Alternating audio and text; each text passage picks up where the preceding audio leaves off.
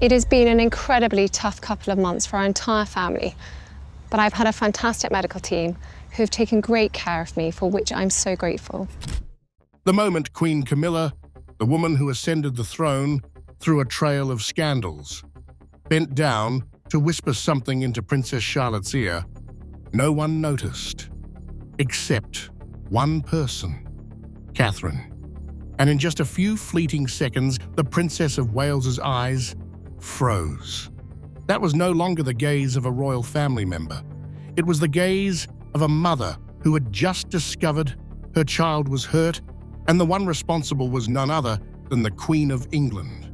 What could have made Catherine, a woman known for restraint, poise, and patience throughout more than a decade of palace life, lose the composure she was so famous for?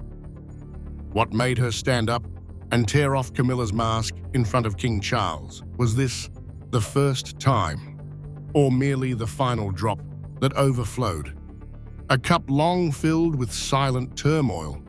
Watch the full video to uncover the entire story, and you might be shocked to learn that this time, King Charles stayed completely silent, offering no defense for Camilla. 1. The derogatory words aimed at Princess Charlotte. That evening, Buckingham Palace glowed like a jewel in the heart of London. Sleek black limousines rolled slowly past the ancient iron gates, leading into the grand main hall, the chosen venue for a private dinner in honor of the Seeds of Grace charity, a new initiative personally sponsored by Queen Camilla, aimed at supporting war-orphaned children in the Middle East. Over 300 guests, including British nobility and elites, gathered beneath the towering dome of the Victoria Hall, where every stone, every painting, every gilded candle evoked the overwhelming grandeur of an empire centuries old. However, for Catherine, the echo behind every laugh that night wasn't joy. It was a sharp, faint sound like a warning call, rising from the depths of maternal instinct. Amidst the picture-perfect scene, Princess Catherine, the center of every gaze, was speaking with the Italian Minister of Culture, smiling gracefully, holding a champagne glass shimmering gold. Anyone observing would think she was fully immersed in the velvet's smooth diplomacy. But in truth, her eyes kept darting toward the end of the grand hall where something was brushing against her mother's intuition. Charlotte, her beloved daughter, whom Catherine knew better than anyone, was unusually silent that evening. She wasn't firing off her usual barrage of endless, curious questions, but sat quietly, eyes cast downward, hands tightly clasped together, as though she wished to shrink, vanish, melt into the air of that gilded room. That feeling sent a chill down Catherine's spine. She had long mastered the art of reading the unspoken signs from her children. In the spotlight of a life that never fully belonged to her, the only thing she could still claim was her intuition, and that had never betrayed her. Near a quiet corner, close to the corridor leading to the back hall, she spotted Charlotte's small figure, her daughter, the one she loved more than herself, standing silently beside a marble column nearly reaching the ceiling. Charlotte looked swallowed up by the opulent adult world, quiet and withdrawn. The pale pink lace dress Catherine had custom-made for her from a small designer in Bath was now stained on one side. The softly curled hair that had been neatly pinned earlier was now slightly tousled, and her face bore none of the usual sparkle Charlotte carried. Catherine shuddered slightly. Near Charlotte, no one else but Queen Camilla, leaning toward the little girl. The distance was too great for Catherine to hear each word, but her razor-sharp instincts decoded what was happening. Camilla's hand flicked Charlotte's glass too smoothly to be called accidental, causing the pale golden liquid to spill over the lace hem of her dress. Charlotte flinched, took half a step back, but didn't dare say a word. Camilla laughed, a polite laugh, but terrifying, then bent down as if to clean the stain, though her hand barely brushed over it, before she muttered something. Catherine couldn't catch it all, but Camilla's lips moved clearly enough for her to guess. You ought to learn how to carry yourself, little princess. Don't let people think your mother never taught you manners. Catherine clenched her hand, the champagne glass nearly shattering in her pale fingers. The laughter around them continued. The music still floated through the air, and no one noticed the quiet act of bullying playing out under crystal chandeliers. Those who did, if any, chose to look away as they always had. She didn't move in immediately. Catherine stood there, watching for a few seconds, like a lioness provoked. She wanted to see with her own eyes, to hear with her own ears, so no one could deny it. And then Camilla went on. The Queen bent down, gently adjusted Charlotte's collar, a gesture that might have looked maternal, if not for the venomous words that followed. You must know. In this royal family, not every child is born to become a princess. Some are simply meant to stand behind. Charlotte didn't respond. She bit her lip, eyes welling up, and the tears spilled over. The little princess fled the dinner, trying to hide the stain on her dress and the humiliation her grandmother had just inflicted. Catherine felt her heart twist. Her child, only 10 years old, was being demeaned, insulted in the most refined way, the kind only those raised in the upper rungs of power know how to deliver. And Catherine made her decision to follow Charlotte and demand the truth. To a mother's wrath, Charlotte ran across the garden behind Clarence's house, where purple lavender bushes intertwined with white daisies and antique rose shrubs were trimmed to perfection, like everything in the royal family, beautiful, contained, and fake. In the slanting light of dusk, the little princess's figure became nothing more than a faint glow fleeing the glitz that was swallowing everything behind her. The party continued, full of clinking glasses, applause, and eloquent speeches about compassion and royal duty. Queen Camilla had just stood up to praise a charity for underprivileged children. Graceful, dignified, perfect. Meanwhile, a child, her own granddaughter, was hiding in the darkest corner of the garden, crying because that very compassion had crushed her. Charlotte stood silently by the old oak tree, where just last summer she had swung on ropes with her brother. Her small hands clutched the cream dress, now stained with tea and tears. She didn't sob aloud, didn't wail, but it was that silence that made Catherine freeze. Catherine hurried across the gravel path, the tapping of her heels echoing urgently, like a mother's panicked heartbeat. She saw her daughter with her back turned, shoulders trembling slightly, her blonde hair messy like an unharvested field. Catherine approached, bent down, and placed a hand on her daughter's shoulder. No fuss, no raised voice, but her eyes burned with something deeper than worry. The fury of a mother who had been deceived for far too long. What happened, my love? She asked, her voice as soft as wind but sharp as a blade. Charlotte turned around, eyes misty, hesitant. It's nothing, Mum. A response too polished for a child who had just run away from a royal banquet. Catherine had heard that line far too many times. She wouldn't accept it anymore. She knelt down, locking eyes with her daughter. Charlotte, I know when you're hurt. You don't have to hold it in. I'm here. Charlotte stared at her mother for a long moment. Then the rigid shell shattered. She threw herself into her mother's arms and sobbed, unable to hold back any longer. She scared me. Camilla, she's always like that. The girl's voice trembled. Every time no one's looking, she mocks me. Once I greeted her and she just said, "Silence, a princess doesn't need to shout." Another time I dropped my napkin and she called me clumsy, lacking royal grace. Catherine pulled her close, her forehead pressed against her daughter's. "Go on, sweetheart. Tell me everything." Charlotte swallowed her tears. Once I sat in the wrong seat. At a dinner table, she pushed my shoulder in front of the guests and said, "This seat isn't for children who don't know how to sit upright." Another time.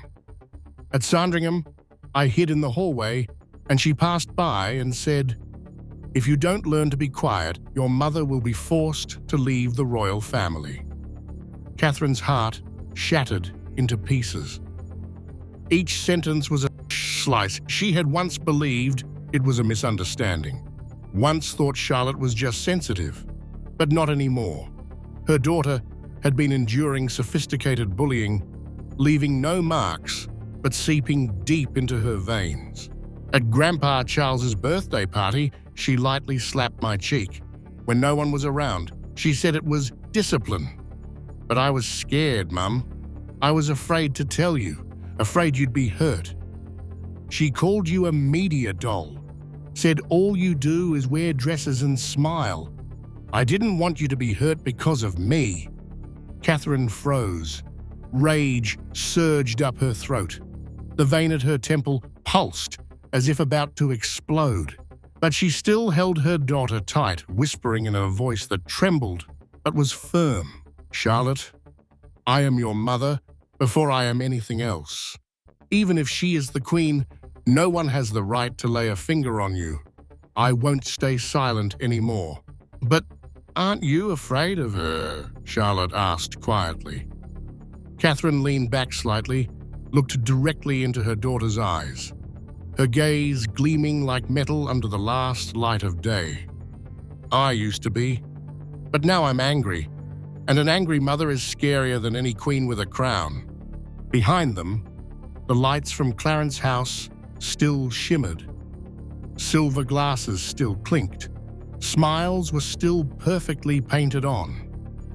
But Catherine knew the game had just changed. She didn't need to scream. She didn't need to expose anything in front of the crowd. But she would begin, step by step, person by person, one lingering gaze at a time.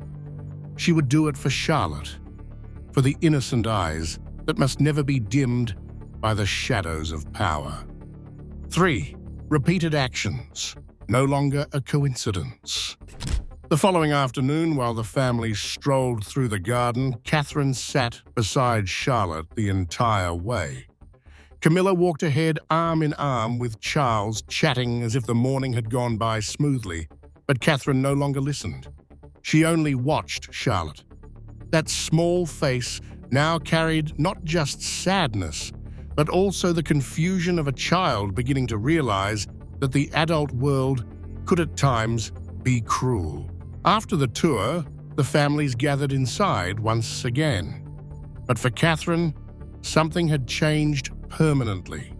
She had changed the way she viewed power, especially when it made a child retreat just for wanting to speak her mind.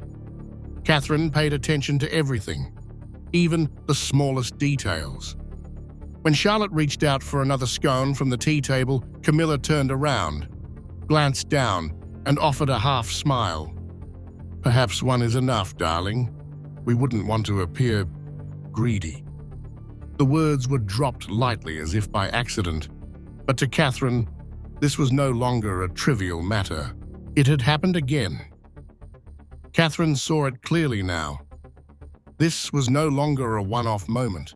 This was a pattern of behavior, repeated, not loud, not obvious enough to draw attention, but always directed at Charlotte. Words wrapped in sugar, but laced with sting, gentle reminders that subtly belittled, once could be overlooked.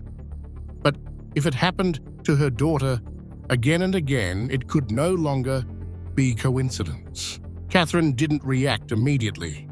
She wasn't the type to cause a scene over tea, but her silence was always deliberate.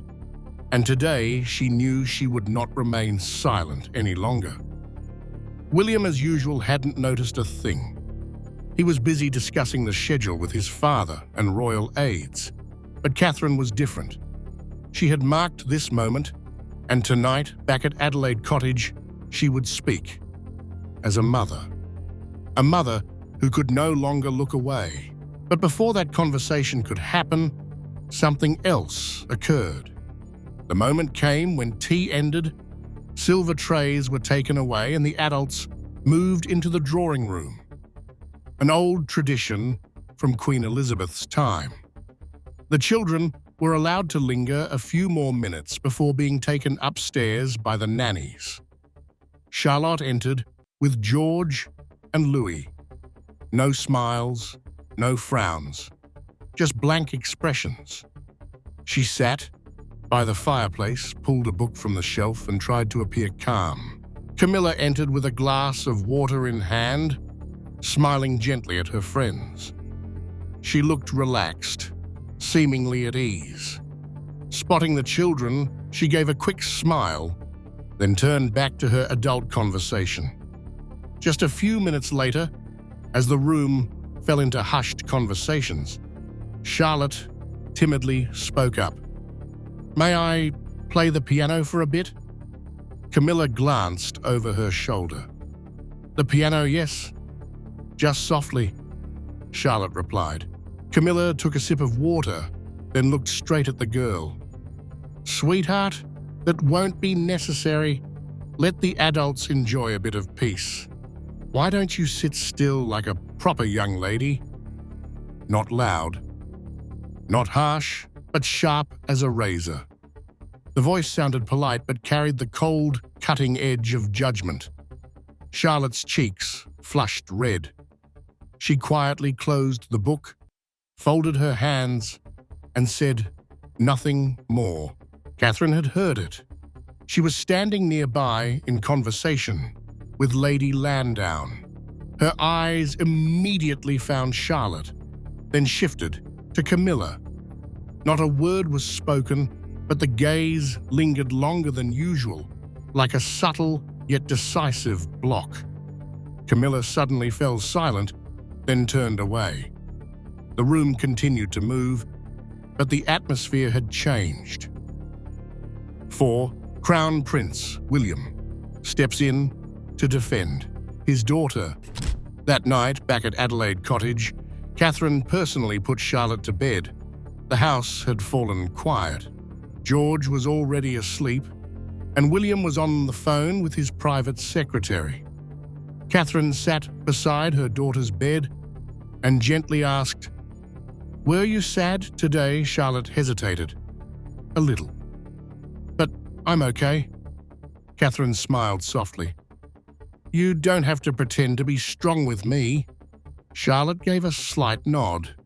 Granny Camilla doesn't like it when I talk too much. One sentence. Not angry, not scared, not ashamed. Just the bare truth of a child beginning to decode the adult world. Catherine leaned down and kissed her daughter's forehead. Then she stood up and quietly stepped out of the room. The door closing behind her felt like a full stop for a childhood that was no longer carefree. The long hallway was silent, with only the sound of Catherine's footsteps, slow but heavy, as if each step was a cut through the order she once believed was sacred. As she passed the study, Catherine noticed the light spilling through the door's crack. She knocked gently, then pushed it open. William was sitting alone at the desk, flipping through some documents, but his eyes were distant. He looked up immediately when he saw his wife. "Is she okay?" "She's trying to be," Catherine replied, her voice calm. But in her eyes was a quiet fire. William leaned back in his chair and sighed. What happened? Without a second's hesitation, Catherine told him every detail, every fragment. No embellishment, no downplaying. She repeated exactly what Charlotte had said, as though changing even a single word might distort the truth. The accidental slap, the mocking, cutting remarks, the gaze so subtly commanding, it made others bow their heads. And above all, the invisible weight that had silenced a child for months. William fell silent. His face froze like stone. When Catherine stopped, the quiet stretched like the stillness before a storm. Then, he finally spoke, his voice low, but edged with steel. This cannot be ignored. I agree, Catherine said, her eyes locked on his. We've stayed quiet for too long, for the sake of appearances, for silent compromises. But at what cost? A child learning to stay silent, to be afraid in her own home. William stood walking toward the window. Outside, the city lights of London shimmered behind the glass. He said nothing for a long moment, then suddenly turned, his eyes now burning. With a resolve he'd never shown before, Camilla thinks she's queen, thinks she's untouchable, but it's time she learns. Who truly holds the crown? Catherine looked at him. No need to nod. They understood. They had endured from the moment they stepped into this thorny world as newlyweds to becoming the symbols of a new generation. But now there was no more room for patience, not after their daughter had become a target. Diana endured too much, William said, his voice cracking for a heartbeat before tightening again. And I promised my mother I would never let history repeat itself. Catherine came to his side and took his hand. That moment wasn't a war council nor a vow before the crown. It was simply two people, a husband and a wife, a father and a mother, preparing together to confront what they had long tolerated in silence. No more, not after tonight. And beyond that door, the royal family, seemingly untouchable, still basked in silk and ceremony. But deep within those ancient stone walls, a tremor had begun. Not from an enemy outside, but from the very hearts of those once sworn to remain still. 5. Unmasking the deceit. The following evening, the grand dining room at Sandringham rang with the bell for service, but the atmosphere had shifted from refined to suffocating without anyone quite realizing it. On the table were traditional dishes: foie gras, pâté, venison, pie, smooth, mashed potatoes, steamed green beans, and sous vide mushrooms, all meticulously arranged as for a royal family gathering. Crimson velvet lined the corridors, candlelight flickered on silver candelabras and reflected off porcelain, but behind the ceremonious facade was a silent duel of wills. At the center of the table, Charlotte sat between her mother and George, still timid eyes fixed on her plate hand, trembling slightly as she reached for the mashed potatoes with her spoon. Suddenly, Camilla leaned over, her voice faint but icy. Charlotte, are you planning to eat all of that? Or will you let others have some? You should learn moderation. Don't be so greedy. The comment brought the entire table to a halt. Catherine looked up, her expression instantly shifting, her eyes lighting up, as if awakened by a spark. She paused, mid-motion, inhaled sharply. Camilla's words may have seemed teasing, but to Catherine, as both mother and woman, it was a brutal power play. Catherine set her spoon down, tapped lightly on the edge of the plate. The sound rang out like an alarm. Her voice, soft yet razor-sharp, responded calmly. Camilla, Would you please stop this little lesson of yours? Camilla blinked, her lips swirling slightly. I was merely reminding Charlotte to be moderate. That's how members of the royal family ought to behave. Catherine didn't break eye contact. Her voice was cold steel. That wasn't advice. It was an insult. You've repeatedly encouraged disparaging my daughter, cloaking cruel words in the guise of etiquette. All eyes turned to them. William, still maintaining a calm exterior but with a flash like lightning behind his gaze, leaned forward, his voice cutting through the room. Camilla. No one at this table, except Charlotte, should have to hear such negativity. My daughter is not greedy. How can such a derogatory word as greedy be uttered in front of the whole family? Camilla raised her chin, her voice airy. Are you blowing this out of proportion? William didn't respond directly, only looked her straight in the eye. It's not blowing things up. It's putting a stop to what should never have begun. No one, no matter how high their status, has the right to belittle a child. Catherine gently took Charlotte's hand, gradually pulling her into an embrace. You are not greedy. You did nothing wrong. And if someone tries to judge you based on how much food is on your plate, they're the one in the wrong. William stepped closer too, placing a hand on his wife's shoulder. A silent but powerful gesture. He turned to Camilla, his voice resolute. You will not insult my daughter ever again. Royals may fight over thrones, but we, as a family, do not use that throne to rob children of their smiles. The room went breathlessly silent. The clinking of cutlery on porcelain was barely audible, but Camilla heard nothing over the wild thumping in her chest. She turned to Charles, her eyes flickering. Not from guilt, but from a bitter shock. She had grown used to being protected, accustomed to hiding behind the power of that man's shadow. And now, for the first time, she needed him more than ever. Charles. Camilla's voice slipped out, not loud, but enough for him to hear.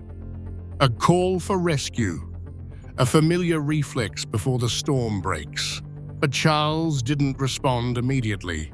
He simply lifted his wine glass as though weighing whether he should enter a game he knew full well would cost him everything. Camilla sat frozen. She couldn't believe the indifference. The man who once defied all of Britain's public opinion to be with her, now sat unmoving like a wax statue in his own palace.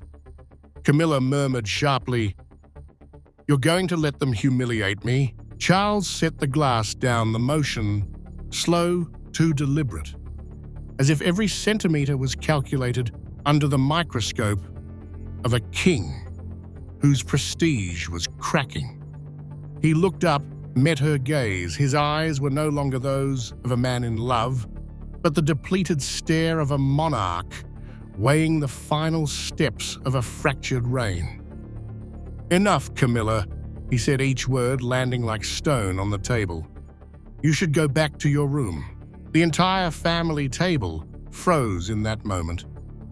William said nothing, only quietly reached over and held Charlotte's hand.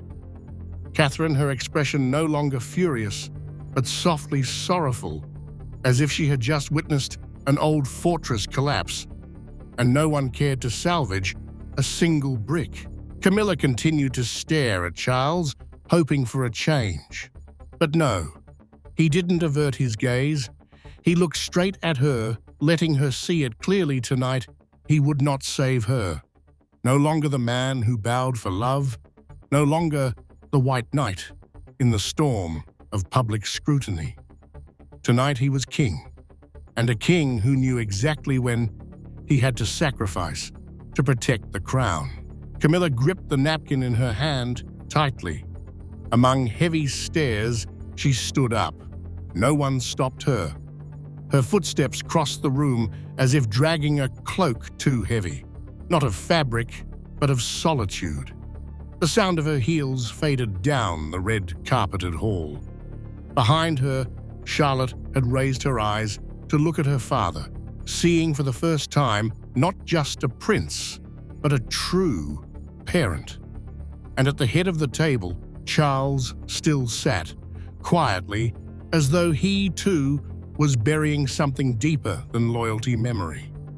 The days when Camilla was everything, now only echoed faintly like a spoon softly tapping porcelain.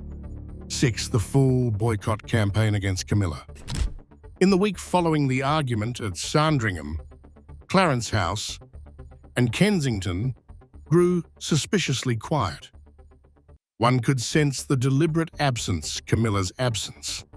At a charitable tea party honouring education in remote areas hosted by William and Catherine in the Kensington Gardens, there was no limousine parked at the entrance, nor a gold-trimmed invitation sent to Clarence House. That alone drew attention from both the court and the media. At her desk, Catherine gave a clear directive. From now on, any event representing the House of Wales under our patronage does not require Queen Camilla's presence. An internal aide reported that this was the final stance to preserve a clear image and not tolerate acts of disrespect. William casually patted his wife's shoulder and said, "We will be silent no more." Among their inner circle, the matter was discussed tactfully but firmly. The plan was systematically executed. Evening receptions, visits to social centres, memorial services, places where Camilla once appeared, were now led directly by William and Catherine. Those model royal couple moments were replaced with the Wales family, unified, strong and clear. Camilla was not officially removed from any list, yet she no longer appeared at key events. Her status resembled a kind of social exile still within the royal family, yet pushed to the periphery of the spotlight. Her first reaction was a remark in a friendly media outlet, "Young people need to learn proper manners." But that statement was quickly juxtaposed with footage from another event, where William said on camera, "Parents must protect children from injustice both in the home and in society." A subtle yet powerful blow to Camilla's hollow comment. As the media shifted its focus to these changes, Clarence House offered no official response. They stayed silent. But in this moment, silence said everything. Meanwhile, Kensington quietly conveyed a refined message. There will no longer be any barrier between what we believe and what we stand up to protect. At George's 11th birthday party, a private family gathering, all key royal figures were present except Camilla. During a press briefing with the Royal Foundation, Catherine said with a gentle smile, but the resolute gaze, "We believe that a family that cannot protect its weakest members does not deserve to represent the monarchy." Many interpreted the statement as a deliberate reference to matters that needed no naming.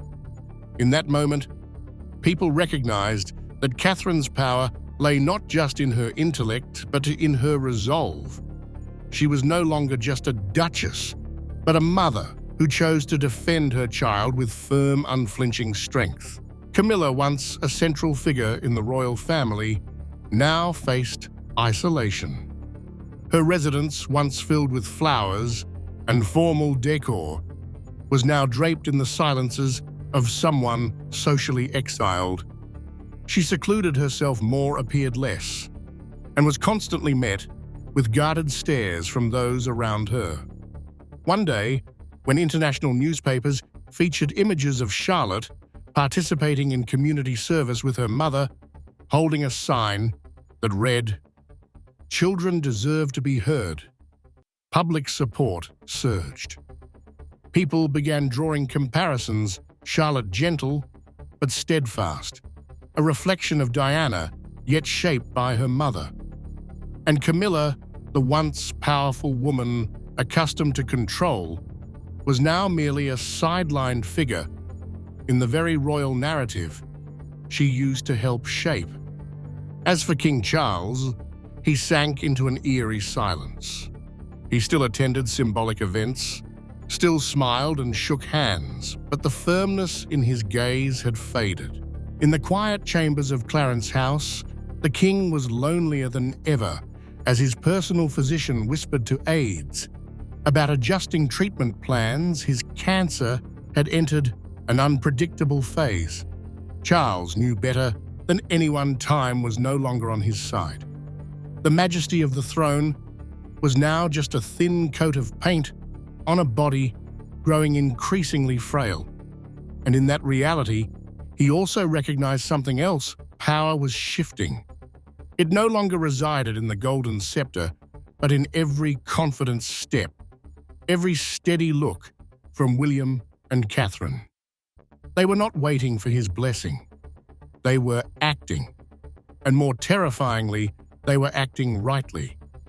At times, during gloomy evenings by the fireplace, Charles sat alone with his herbal tea, his eyes quietly lingering on the portrait of Diana hanging in the West Wing corridor.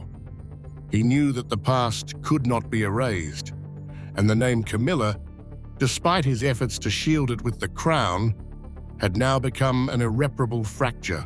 William had chosen a side, not out of vengeance, but out of fatherhood, something Charles had failed at. So when Camilla tried to reach him, lamenting the coldness, the boycott, and the loss of control, Charles gently replied, "I can't help you this time." Not because he didn't want to, but because he no longer had the strength, neither in body nor in authority. The crown was slipping from his hands, little by little, into William's. In that moment, Charles realized his era was closing, and the era of William and Catherine with all its clarity had begun. All it took was for one story to be told truthfully, and for hearts to stand with them. The royal story has never been one of golden-dusted fairy tales, but of silent chess games, knowing glances, and unspoken pain. But this time, William and Catherine made a different choice. They chose to rise for their daughter, to end the long silence carried from Diana's generation. And sometimes, just a single clasp of hands between mother and child, a steadfast gaze between father and the old guard, is enough to shift the entire course of history. If you felt this story stirred something deep inside you about justice, about protection, or simply the courage to speak the truth, leave a comment below. Thank you for watching the video. Please subscribe, turn on notifications, and share the video. We will continue to bring you untold stories from behind the royal curtain.